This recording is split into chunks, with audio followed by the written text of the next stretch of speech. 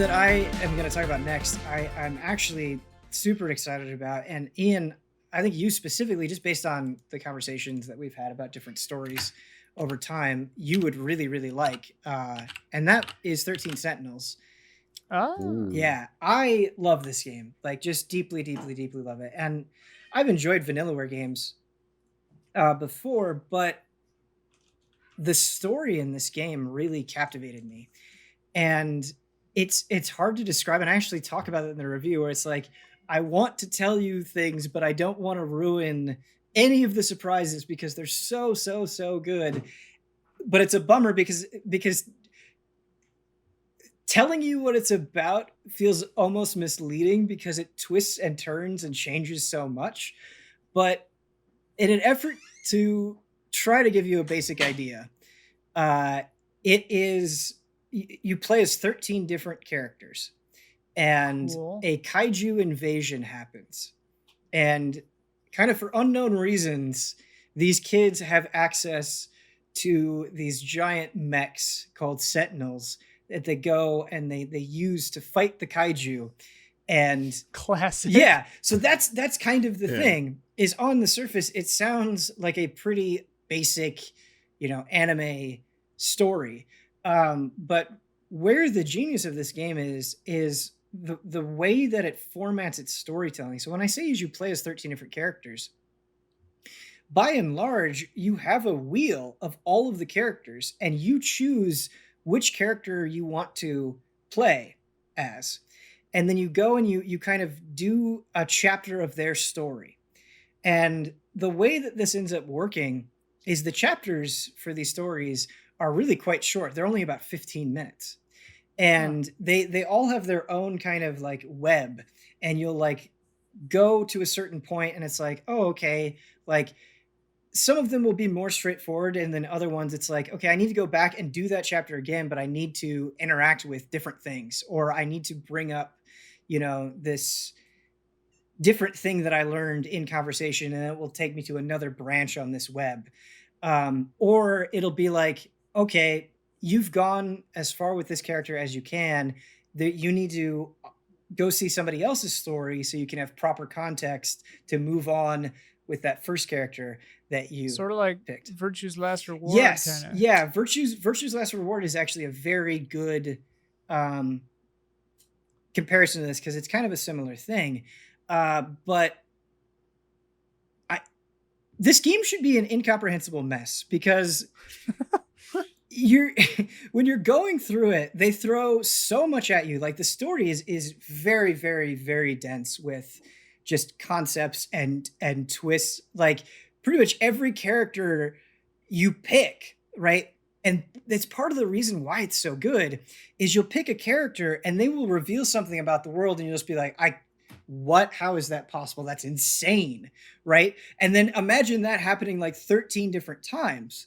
And what's so good about it is there are bombs constantly being dropped, but I didn't feel like that was the only reason why I was playing. Like obviously the twists and turns were exciting, but I actually got really attached to each of the characters. And despite the fact that it sounds like total anime bullshit where you have, high school students, mechs, and kaiju, they are extremely grounded and believable. And there are so many quiet moments, whether it's just, a boy talking to his friend about these crazy sci-fi movies that he loves, or, a group of high school girls going and just getting like really giddy about having snacks after school, or this guy who like loves this particular type of food so much that he becomes obsessed with it.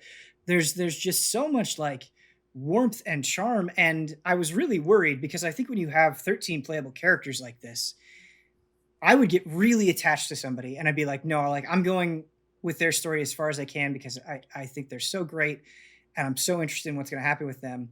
And then, you'd reach a wall where it's like, okay, you can't go any farther with them right now. And it's like, well, I have to pick somebody else. And I was worried that I wouldn't be as attached to the new character that I was picking as I was with the previous character. And that never happened. I pretty wow. much, I mean, it's probably not strictly true. I'm sure if I really forced myself, I could pick out favorites. But by and large, I found everybody equally entertaining and interesting. And like it's a long game. I don't know exactly how many hours I put into it, but it's not a 10-hour game by any means. I think probably like 30 hours, maybe around there. So there's quite a bit to it, and like I was just hungry for more, uh, almost every step of the way, for sure. I'm watching like a little gameplay preview of it as you're talking, and the art style looks really nice. Oh my god, it's It's mostly gorgeous. just been kids in school talking to each other. Is Right. is the whole game a story game like that? Is it a visual novel basically, or is there No, gameplay is minimizing it? But this is the best question you could have asked, Ian. So I'd say the majority of the game, it is kind of this adventure game style where it is mostly like you being, on a screen and going and interacting with other objects or getting into conversations with people. That's quite a bit of it, but there's also a strategy game in it as well. And so there's kind of two halves where you have this adventure game and then you just go into like almost grid it's you're not really on a grid, but you're kind of on a grid. It's kind of like grid based tactical combat where you're in the mechs and each mech has different abilities and properties to it, and you can level up the mechs and you fight the monsters, and you have like all of the abilities that you have cost a certain amount to use, right?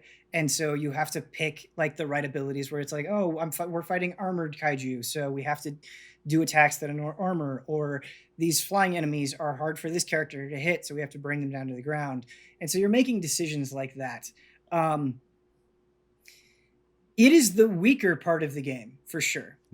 And the reason why I would say it is the weaker part of the game is because it's how it's visually represented, right? When I'm sitting here and I'm telling you it's mechs versus kaiju, I think a certain visual kind of comes to your mind.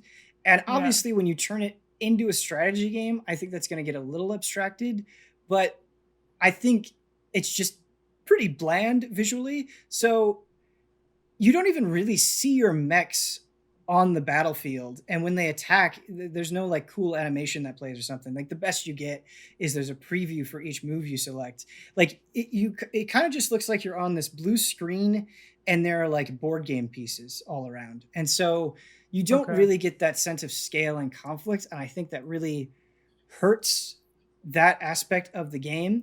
However, what I will say in its defense is once you get closer to the end, the battles kind of ratchet up in intensity where solely through strategic decisions, I was having a good time.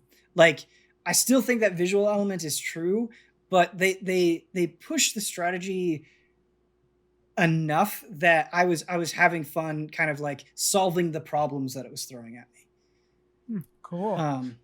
Yeah. That was what I was most curious about, Ben, because I had seen trailers for the game and the gameplay parts, the non-visual novel parts. I had no idea if they evolved beyond what I was seeing, because they didn't look that the presentation style of it felt like, oh, this kind of goes along with like a visual novel. It's not very elaborate looking. It's very you saying into board game, it's like, oh yeah, that's definitely what I got. Does it go beyond this, or does it stay with this the whole time? And knowing that's kind of like, oh, okay. But I also kind of expected probably like get more complex towards the end. So that's interesting to hear. Yeah. Is it on Switch? PS4. Huh. Is it $60? I believe it is $60. I could be wrong on that, but I think it is. I think it's $60. The other thing that I will say in a point of favor for the battles is, I have to be careful here, but you get good banter between the pilots as well, and it's nice because some of the more lighthearted moments take place either in the pre or post battle, and especially once you get attached to all the characters, just seeing them all combine and interact. Because when you're doing a character story, it may be very focused on them. They may not necessarily be interacting with the rest of the cast. And so to see them kind of come together and bounce off of each other is pretty entertaining. And you mentioned it a little bit, Ian, but I cannot overstate how gorgeous this game is to look at. Very cool looking. Yeah, and how much it accomplishes with its visuals. And it's actually a problem that I have with visual novels sometimes is obviously good writing can overcome this, but a lot of times you kind of get into that, and it's not just visual novels, RPGs can suffer this as well, but you kind of get that talking head issue where like there's not much going on visually. It's just a static image and a bunch of text, and that's that's serviceable, but the environments here do so much heavy lifting. I mean, even just the way that they're colored, and I talk about this in the review, but you spend a lot of time in this high school, and it's like after school, and like the sun is setting, and the light is kind of like orangish, and it just gives the whole scene like a very nostalgic feel, and really kind of sells the atmosphere in a way that like you just interacting with like a static anime character portrait and a bunch of text wouldn't accomplish.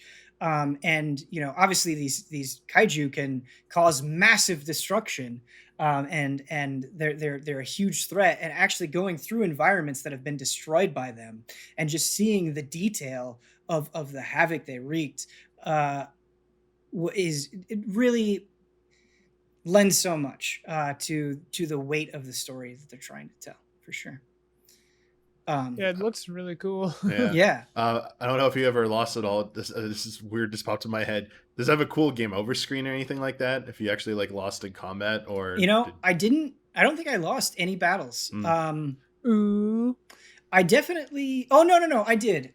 That's not true. There was one battle near the end where a pilot died, and the fail condition was nobody can die. So no, I did lose one battle. I don't remember like any super cool game over screen. No. There were definitely some battles. I ranked well in most of the battles. There were definitely a couple that I did not, because there is a ranking system depending on how well you do. And there are like bonus objectives you can do if you kind of want to spice things up further, where it's like, okay, beat the level in this amount of time, or only bring these pilots into battle. So you have things like that to pay attention to if you want, which is really good.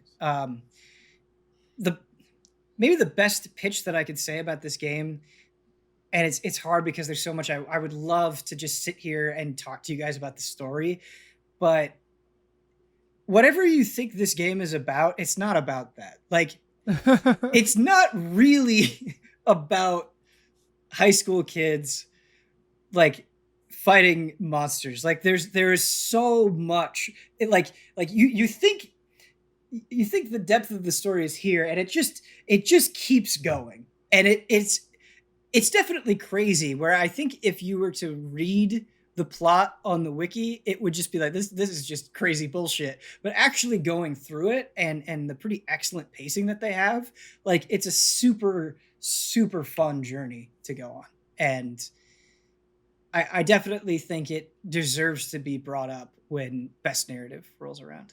So highly recommended. Yes.